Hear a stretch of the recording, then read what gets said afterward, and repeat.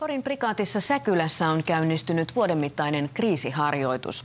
Sotilaskotiyhdistys testaa valmiuttaan pitää munkki- ja pizzatarjonta normaalina telttaolosuhteissa.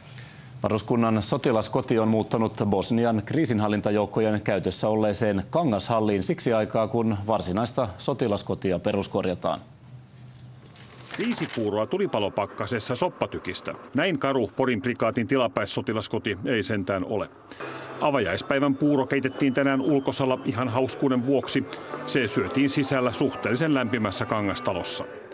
Kokenut asiakas piti sotilaan kekseliäisyydellä syntynyttä kanttiiniratkaisua vähintäänkin kelvollisena. Johan tämmöinen näin suht koht hyvä ja linjastakin vetää ihan hyvin, ettei niin ole mikään tukkonen ja muutenkin samat palvelut kuin vanhassakin tuossa noin sotilaskodissa oli. Huovin rinteen 50-vuotiaassa kivisotkussa on alkanut 4 miljoonan euron täysremontti. Väistökanttiini syntyi 10 Libanonissa käytetystä kontista ja 454 kaksikerrosteltasta. Kahvi- ja munkkipalvelun keskeyttäminen vuodeksi ei tullut kysymykseen. Jos meillä on 2000 varusmiestä, niin ei voi kuvitellakaan, että meillä olisi sotilaskoti kiinni tai sotilaskotitoimintoja ei olisi ollenkaan. Että se ei käynyt edes mielessä se vaihtoehto. Konttikeittiössä on ahdasta, mutta normaalit 1000 munkkia vuorokaudessa paistuvat kuten tähänkin asti.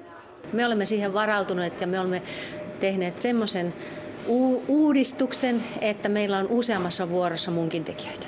Telttasotilaskoti on sen verran erikoinen projekti, että siitä tehdään ylemmän ammattikorkeakoulututkinnon lopputyö.